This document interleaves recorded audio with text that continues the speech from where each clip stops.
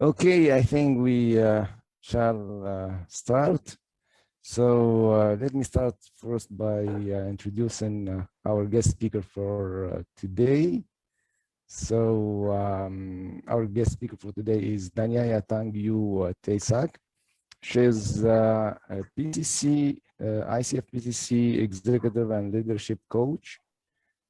She's a trainer, an author, a speaker. She's also the president-elect at the ICF Bangkok chapter.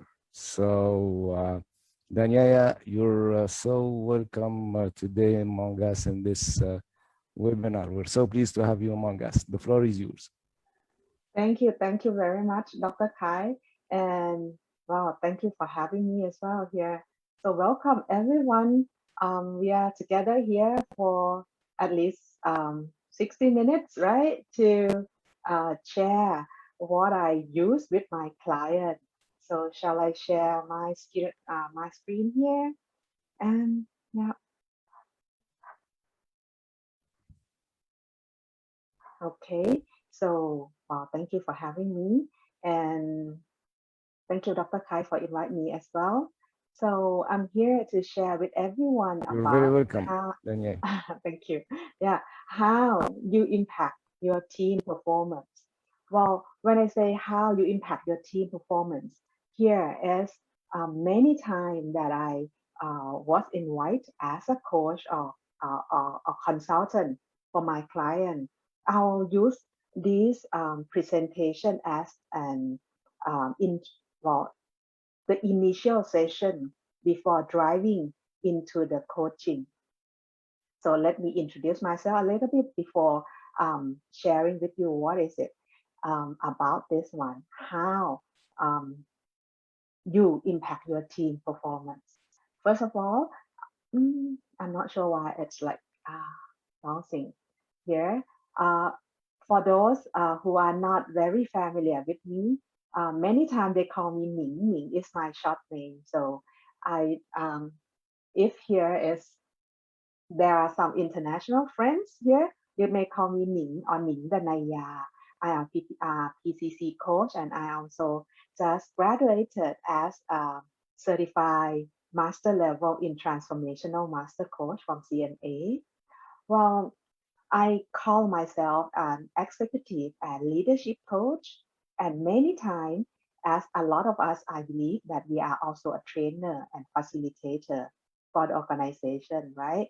We teach and train the leader to be a coach for their team. I also an author and consultant. So here, there are 5 books here. 4 are the books that I co-writing with my husband here. He's also here. So most of the books are regarding about personal development and coaching, as well as the leadership communication. You know, leadership communication comes from when we go to coach our client.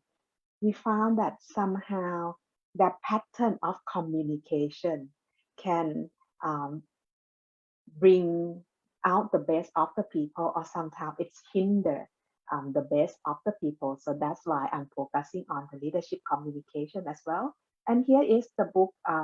Many of us who work with the company that focusing on the measure their performance will get to know what OKR is. And here is I am also the co-translator for the book. So that's pretty much about me.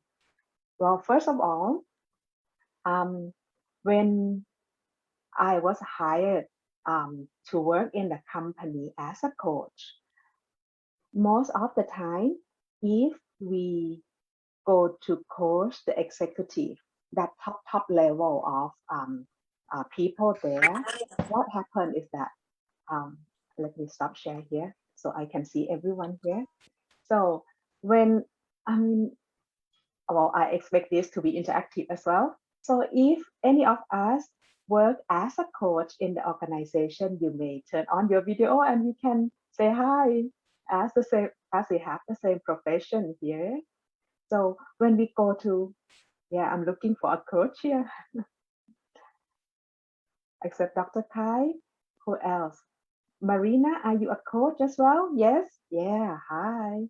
So most of the time when we are going to work as an executive coach, I believe that we can use our using coaching competency as we are trained as an ICF coach, right? We can ask those questions and have them, I mean, the executive to reflect themselves because they are very capable. They are very intelligent person. That's why they are the top executive person. In that case, I don't have to use, anything else except coaching competency to coach them. But there are also times that we as a coach got hired to coach those who I like to call them middle management to the top level. Who are in between the very, very top executive and those who are the practitioner or the contributor. What happened is this group of people, uh, the middle management, they have to make those strategies which already formulate from the top executive and make it really happen and execute those strategy into the performance. And in the same time, they also have to manage a group of people, right? So here is the what I want to share with everyone here is pretty much for those who are in the middle management. Just before I jump into the coaching session, I use this package to talk with them, to have them reflect around themselves, and in the same time, they can start to get used to self-reflection, self-awareness. So it's kind of an initial stage just before jump right into the coaching session. Okay, so are you ready to go with me? Well, nobody responds, so I will go it. Then, okay, here is the topic of the package. Thank you, Coach Hong-yok. So you can also respond with your reaction on the Zoom. Yeah. So how you impact your team performance? You here is the leader himself, and the team, your team is the team, a group of people that this leader manage, right? So how you impact your team performance? I will start by kind of warm them up a little bit about when individual contribution is influenced, team performance is maximized. That means they have to realize that every single participant, every single contributor in their team are the important person, right? Because of the team performance come from those collective performance of each of them. And then I will introduce, I believe that when I introduce this, many of us like familiar with this equation. P equal to P minus I, which introduced by Tim Galloway, the author of The Inner Game of Work. I'll ask them that when we hire a staff into our team, those staff coming to the company, coming to the organization with the expectation to perform, and in the same time, the organization or the recruitment team also expect their performance because they see their potential from interview, from CV or whatever, but they expect that performance to be equal to the potential, right? But somehow time goes by like 3 months, 6 months, a year. When they become our team member, what happened? Why their performance is not actually equal to their potential? So here is the beginning of the story. So I'll ask them that. So what do you think is the interference? So I was starting by asking them why your team member underperform. So here I want to have the participation here as well. So if this question is posed to you as the leader, how would you want to respond to me when I ask you why your team underperform? Why those people underperform? What is your response to those questions? Yes, Marina? Yeah, usually the default answer might be judgmental. We either judge the person or the environment or the circumstance. So by default, it's a blame game before the coaching perspectives come. That's my humble experience. Yes. These are the interference probably. Yeah. One is what Marina say about we blame them as well. And yeah, here is in the chat box, it's a lack of clarity come from Kamalini. Lack team members of that, because they lack of those clarity about their goals and what should they do, those kind of things. Yes, Kun Hong Yo also say about expectation may rise and it is not be met. Yes, so anything else that if you were asked those questions, why your team member underperform? Here is sometimes I think it is a very challenging question from a coach to the client who are the coachee to be those kind of things, because when people walk through the process of the recruitment process with the expectation to perform, and organization also expect them to perform as much as their potential, right? But somehow when they are becoming your team member, but they don't perform, something happens, right? Here is another answer here. Purpose of the doing is not clear, lack of alignment. Exactly. Let me share with you the presentation here. Yes, why team member underperform? Yeah, most of the time it's coming from well, all the answer can fit into these three categories. One is they do not know. The second, they do not like. And the third one, they do not like you. So here is kind of a little bit feeling that me as a coach, when I introduce this presentation with them, kind of, I just like pull or push them a little bit, have them like, what happened to me? How it's about me? How, well, how the like and not like happen to do with the performance of the team, right? So I'll let them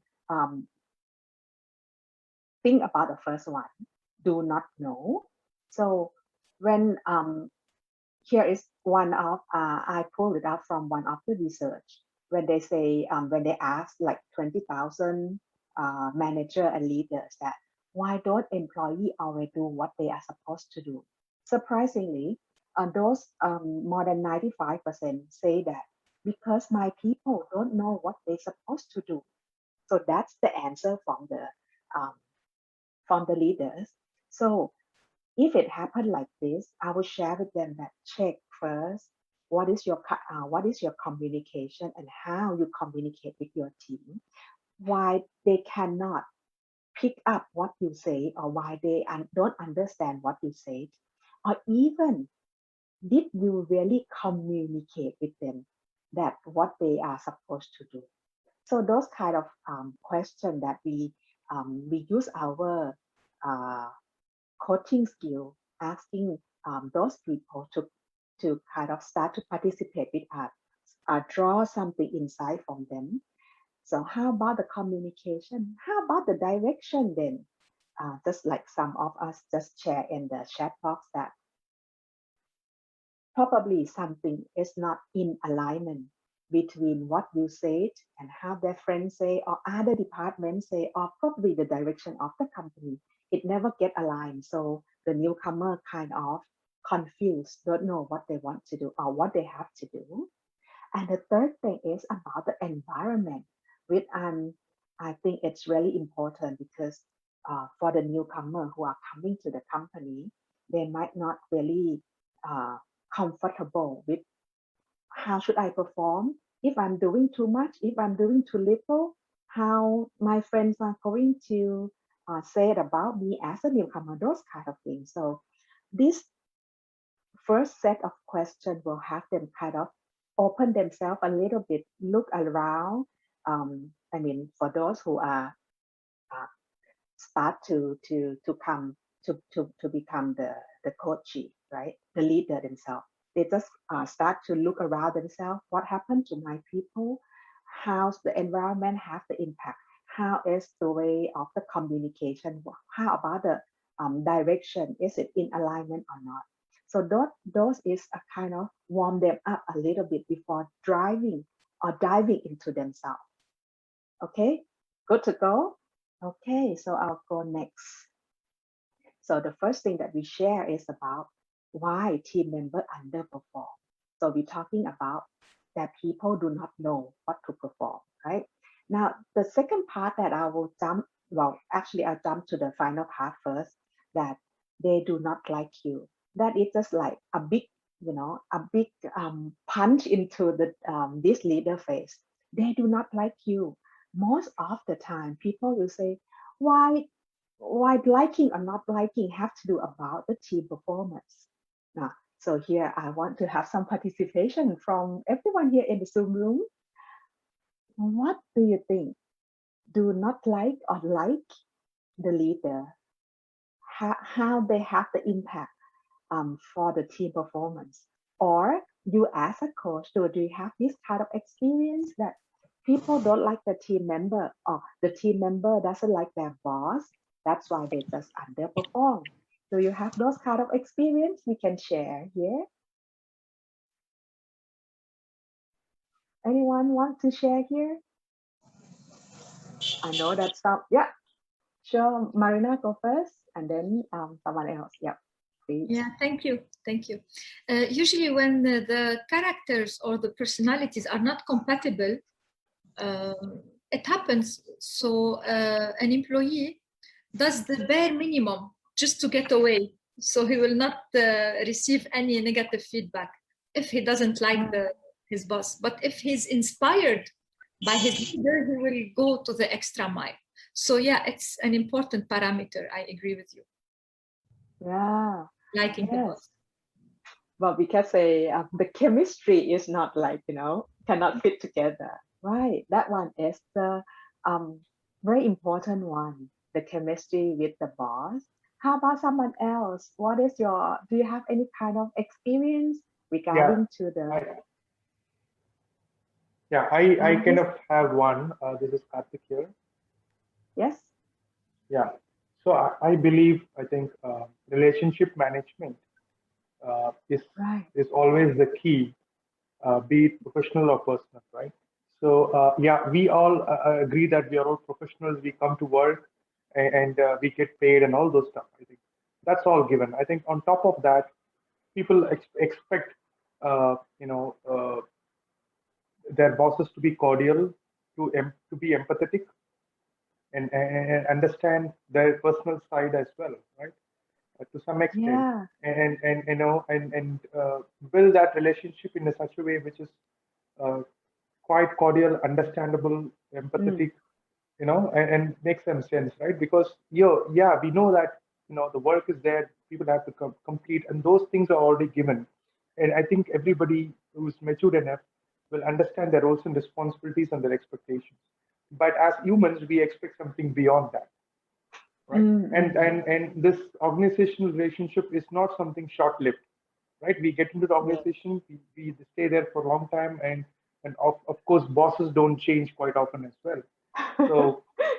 So so I think that's the human side of it. It's about humanizing organizations than being more materialistic. Yeah, thank you, Karthik. What you say is very important. You say about the relationship, and it lasts longer in the organization, even though the boss doesn't change.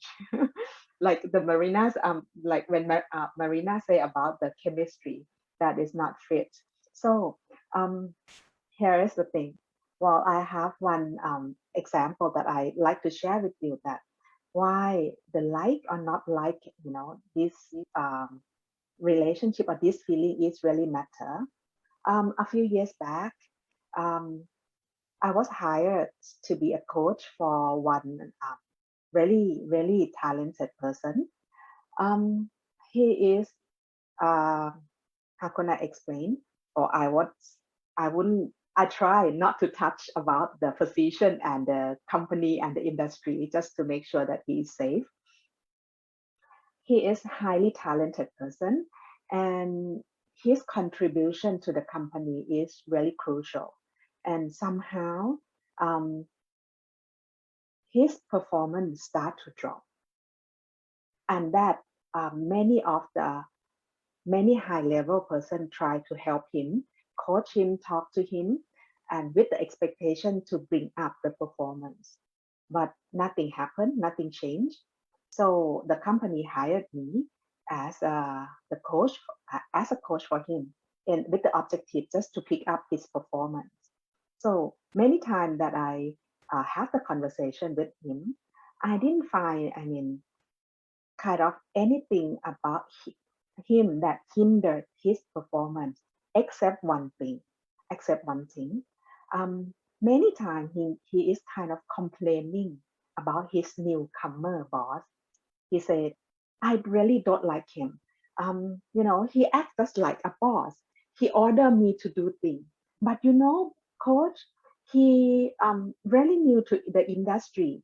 I work in this industry for the whole life.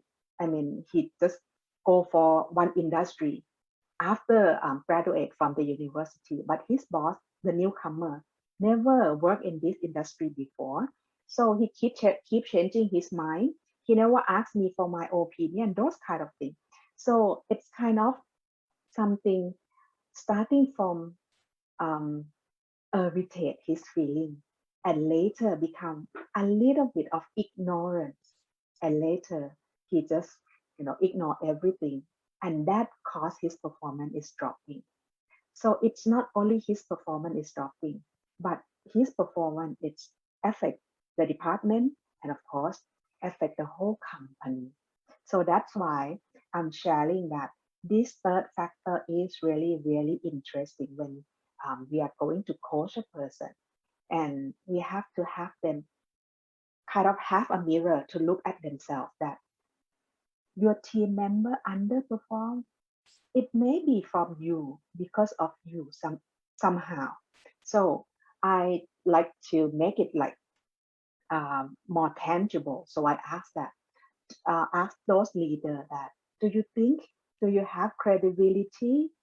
And sometimes, or not sometimes, but most of the time, I'll have them to rate themselves, like the question the coach like to use, right? On the scale of 1 to 10, how far or how high do you think you have the score for yourself in terms of credibility? Most of the time they say 8, 9, 10 because they are the boss. So the credibility must be very high. So I talk to them. How about let's see this 3C for one: credibility, competency, consistency, and care. So I ask them, are you competent to be this position, the leader of the team? Most of them say yes. So okay, so let me explain to you, and you consider yourself how competent you are. Like, competency doesn't only mean that you are capable about the job that you are doing, not only about the business knowledge, not only about the functional knowledge or functional skills.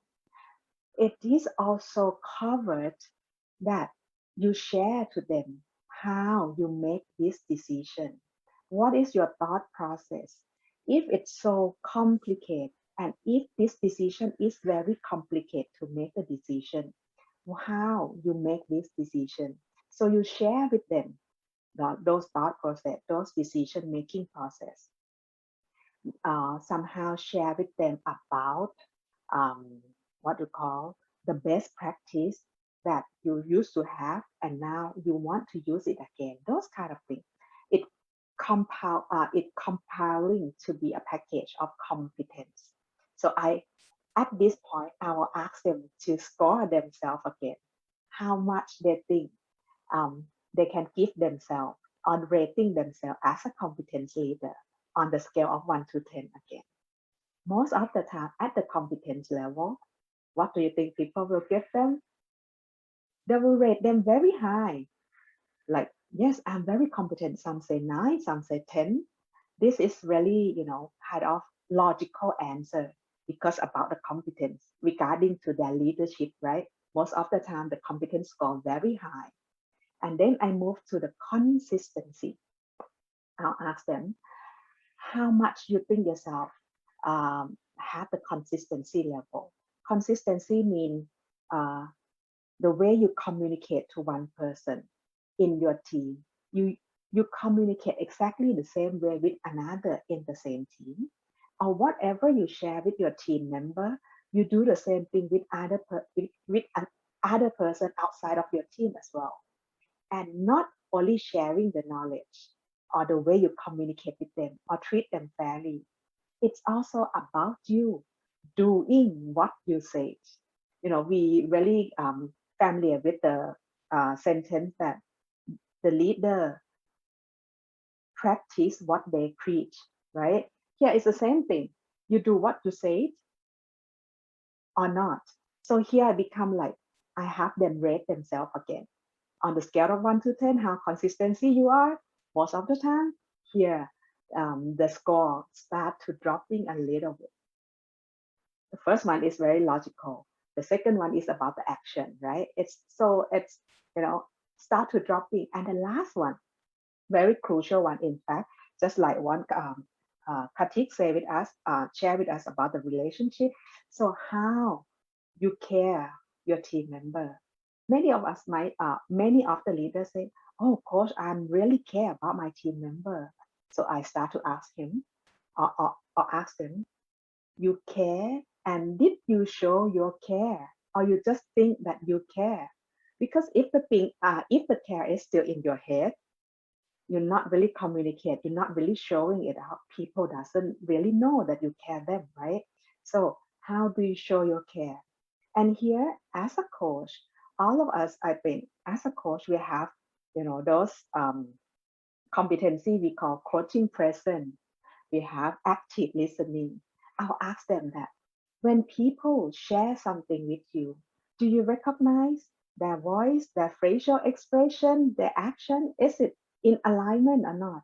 If it's really like exciting message or exciting idea, how about that presentation sounds like to you, or how they act, the action looks like to you? Is that really exciting, just like the information that shared with you? Those kind of things. If you ask them or you kind of observe those in alignment and you ask them, they feel that, oh, my boss is really, care about my feeling. They really see my concern. And those care also covered. Do you know about how it's going on in their personal life? When I say personal life, I mean like, and this period of time when I think most of us have to work from home, right? We work remotely. Have you ever asked your team member that how you feel like working in front of the computer where your kids at home have to like learning online as well next to you? How is that going? A kind of question that show that you care about them. So here, 3 questions, showing them, step by step, walk them from the thinking to the doing to the feeling part. And this is kind of a starting point to warm up a person who will become your my client or my coachee. And in the same time, this kind of step by step will have them, open up a little bit by bit, because they don't know me before. And suddenly I was hired to be their coach. So I should have some kind of, tools and some skill to warm them up, to get them ready, right? So the next one is that in short, I would say the competence is about the thinking part. Consistency is about how you do what you share, you do what you say, and care is about you show your care about your team. Now, then I will have this sheet of paper. I'll give it to them to have them analyze team member one by one. here I don't really specifically put down the name of those who are underperform, but I rather have them write down all the team member names. If those people have the issue, I'll ask them, is that about do not know or is it about do not like? And have them analyze one by one. So when they have write it down, they start to realize the reality instead of judgmental mind. Right now, so I'll do all of this. So with the belief that if they can find the cause of the interference, they can minimize or even get rid of them, no matter where those interference come from the team member themselves or from the leaders. Now, then I'll give them some kind of tools, and this tool is really come from my own experience for many years. That I think many of us who are the consultant or who are the coach will probably have the same experience like me. That many years back, when coaching is really a trend for personal development in the organization, right? Many of us was invited to the corporate to teach them how to coach. And from my own experience, so for years, I and my husband found that, after a few weeks of the training, they just, what they learn just really, disappear. Because what? Because they learn the new tools and people not get ready yet. And they come, here I come with the new tools. I want to coach you. And for those who are not in the training room, they don't know what their boss have, but just come to coach them. They don't really get what is it. So coaching doesn't really work at the beginning. And then when I share with them what is the mentoring, how the mentoring is different from coaching and different from the teaching, those kind of things, it starts to kind of pick up a little bit. But later, there's another thing that I'm not sure friends from other countries have the same experience or not. But here in Thailand, we have the evaluation season, like once a year that the leader have to evaluate team performance, individual performance. There, the company will invite the trainer to teach their people how to give feedback, how to feedback about the performance of their team member. And if there are some room of improvement, here is the coaching tools. You coach them after giving feedback. But again, with my own experience, with the coaching, mentoring, feedback, is not really enough. So now, these few years, I start to introduce acknowledgement as a foundation of feedback, mentoring, and coaching. You may wonder why I start with the acknowledgement. Many companies might think that, well, acknowledge, or many leaders say, well, I really appreciate people, but I just don't say it out loud. So again, if you really feel it, but you didn't share it, it means zero, it means nothing, right? Because people don't really can read your mind. So here I start to, tell them you have to intentionally, consciously acknowledge people. If you feel that they're doing something good, you want to anchor that behavior and you want them to do it again, you have to intentionally make acknowledgement. And here it's can apply or explain with our coach competency, with the acknowledgement, it kind of we start to create the safe space for people because the leader open their heart, share what they see, and share how they feel as a leader to the team member. It kind of literally create those safe space.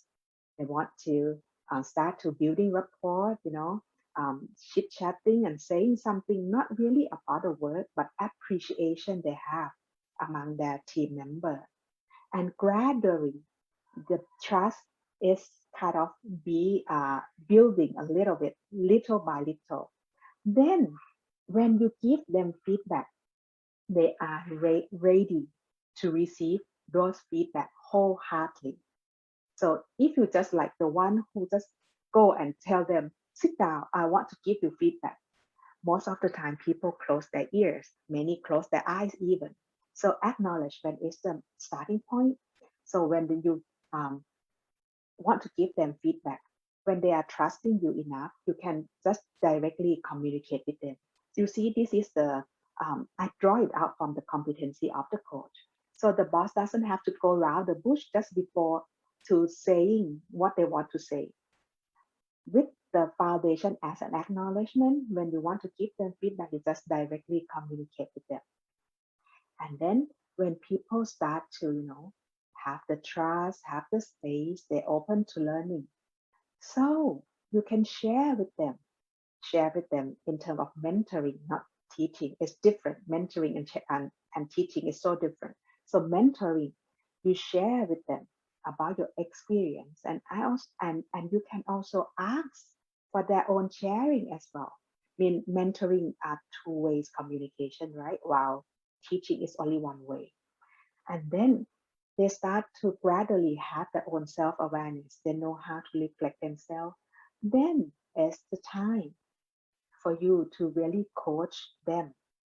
Because if you don't have this kind of foundation, as a leader, you just jump right into the in the middle of people and say, right, I want to coach you. People run away.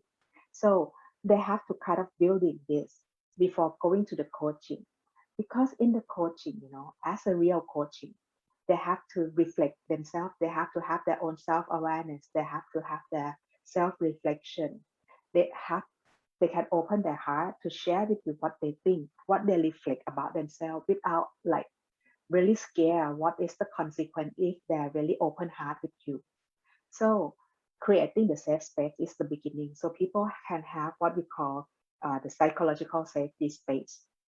And then they start to grow from that. So as a leader, so you have this kind of tools.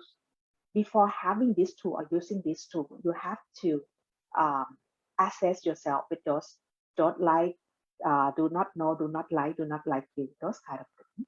And here, just before I end, I just want to wrap up a little bit here that when I introduce this equation to those leaders, it starts from have them realize this equation first, and then have them analyze the interference. If it comes from the team, we just communicate with them, educate them.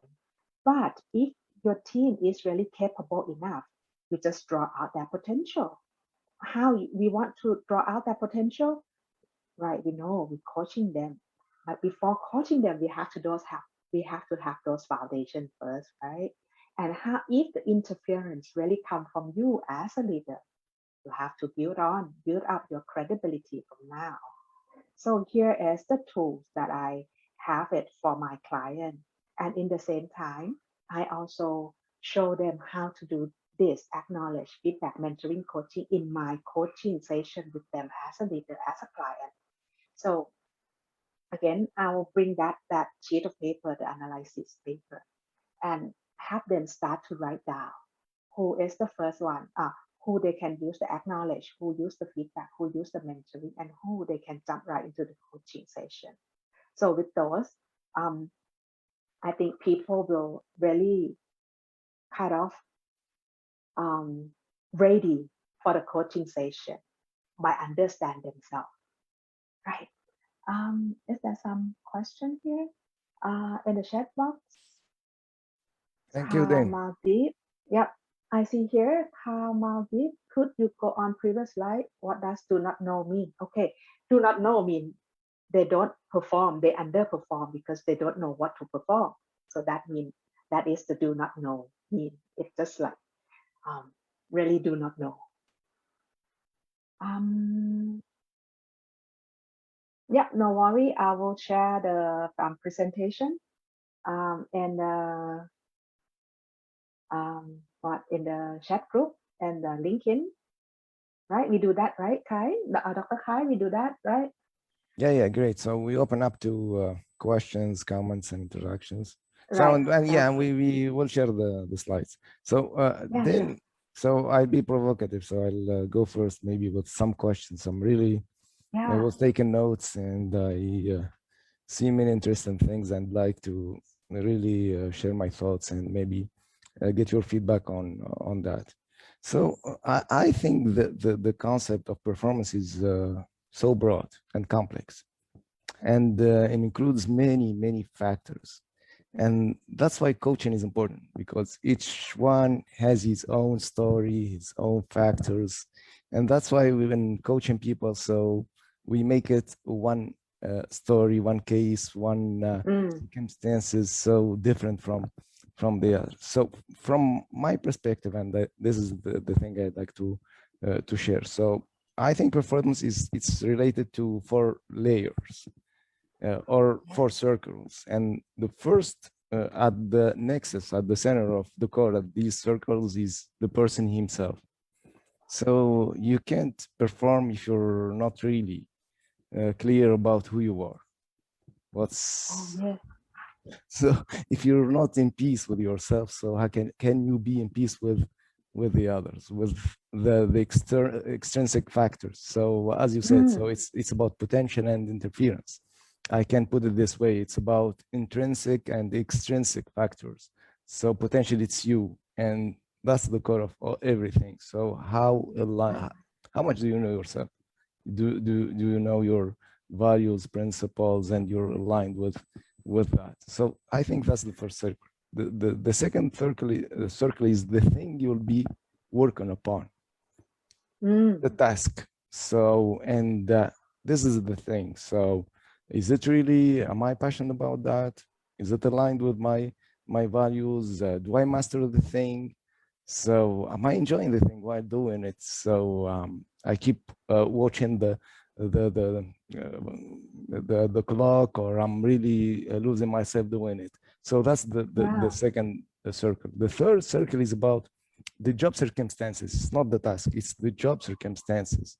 It's when we talk about job circumstances, it may be relational, it may be work conditions, it may be the organizational factors, the structure, the clarity of goals, stuff like that.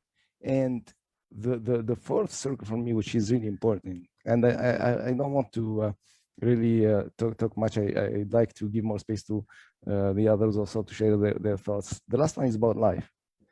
Maybe really I'm passionate about the job, everything. I like everything there, but really I don't have enough energy to move on.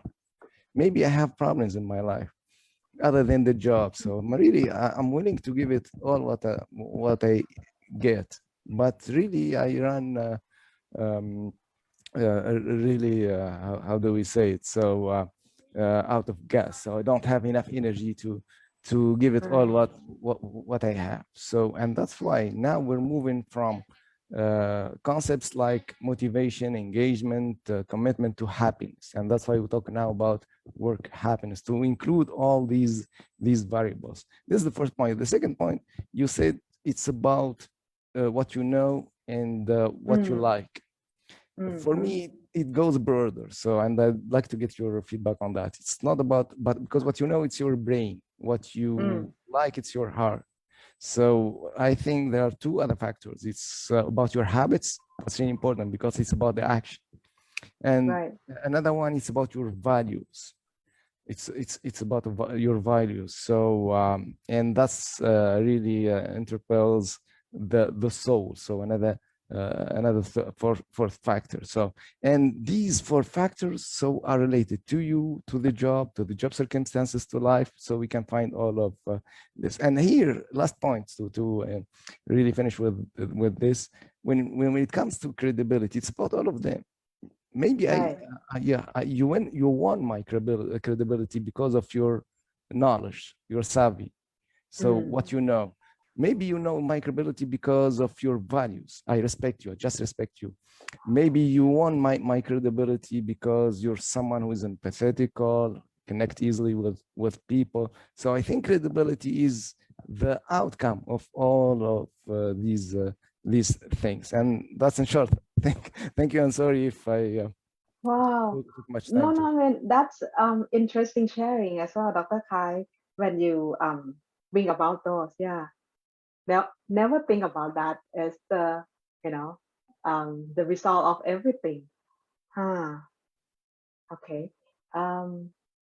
We are open for question here. And here Yes. is one Come on, question. guys. I Any have question? Go a ahead. question. Yeah. Can I go for the one in the box first? Here, any suggestion from your experience? How can you, as a coach, present with the client without the thought the coach is not without the thought that the coach is not judging them when helping them explore the negative behavior? Well, many times I was there, even though, well, let me share with you this way. For those who are really top level, if you want, if like, let me for example, when I go to work as a coach, for those top executive, I don't think we have this kind of issue, because they really know that what the coach can support him. So for those top executive, because most of the time they also the one who request to have a coach, so that doesn't have really an issue. But when it comes to the middle management, that's why I have this presentation package with me. It's kind of a little bit by bit to walk them through, to warm them up, to help them see. And I just like, here is your own analysis. I just give you the question, you answer it yourself. I explain everything to you, and you kind of reflect yourself, and you give yourself score, and you give yourself the reality. So I kind of show them that this is your own work. I'm here just to support. I give you the question. I'm not here to judge you, and I'm here to support you to pick up your team performance. But first of all, we have to really look at the situation in the kind of reality perspective, just to make sure that is that the fact, is this the feeling, or is that the judgmental? So kind of warm them up and give them the fact and have them sit with it. But yes, I do have encounter with some client who are really doesn't want to have a coach.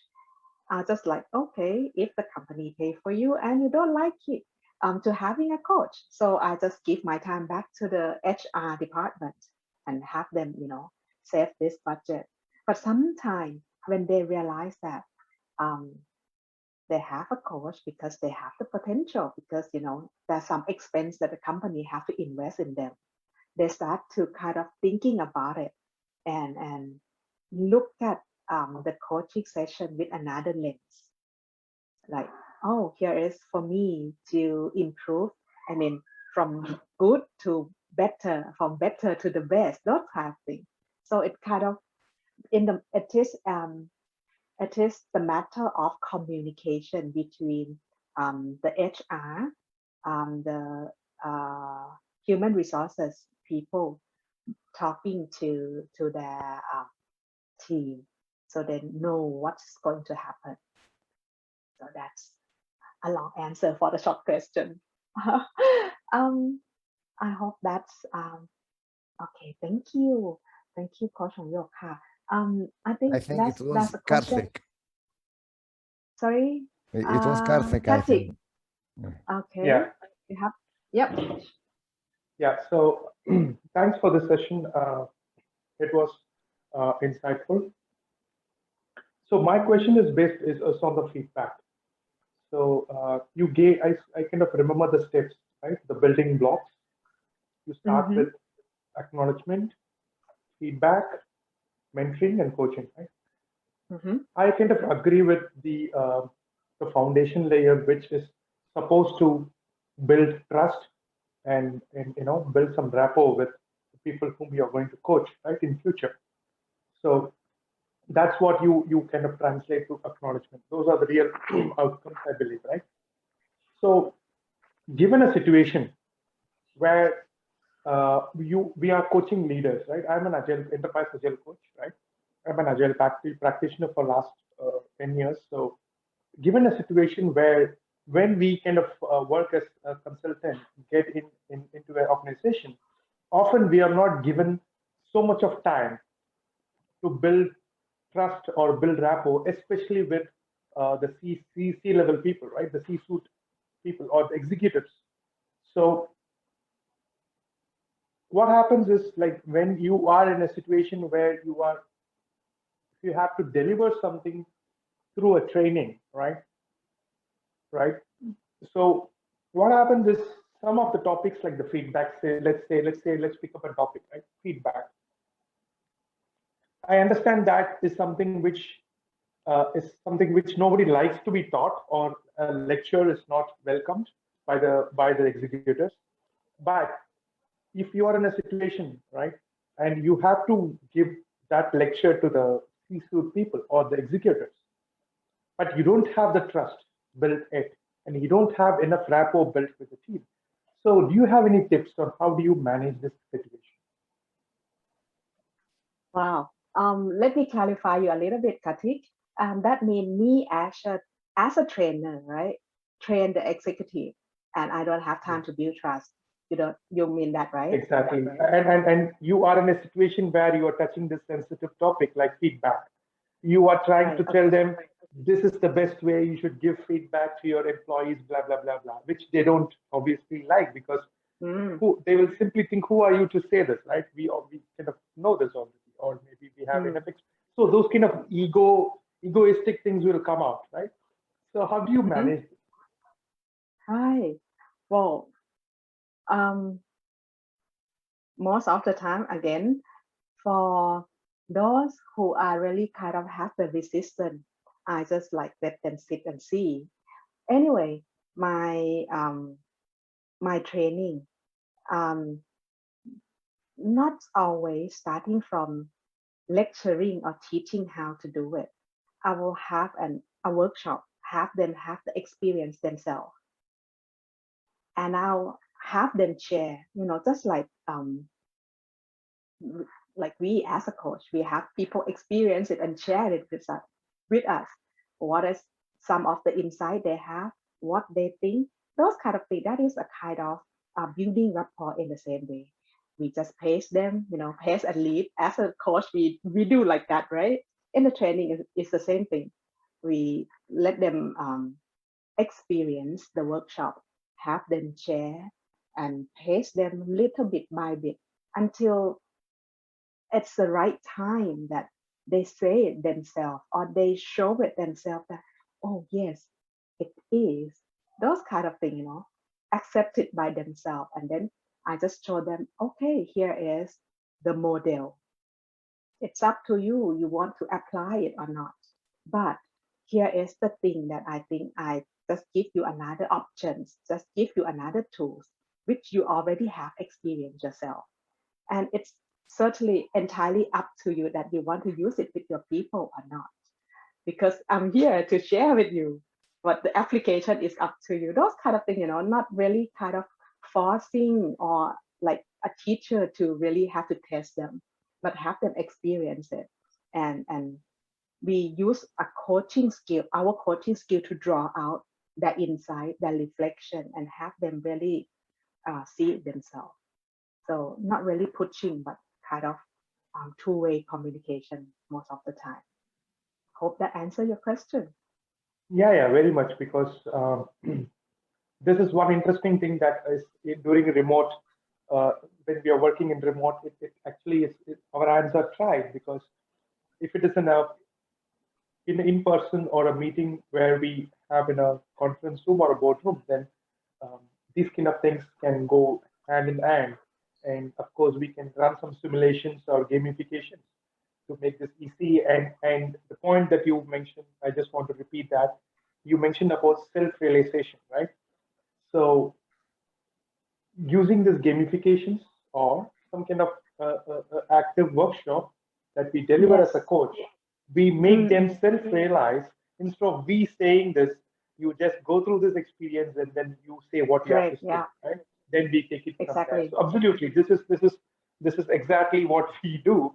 But the thing is, like, our in our remote situation, maybe sorry, it's my mistake. I haven't asked the question very clearly, because during remote setup, right, where we are today, that's very challenging.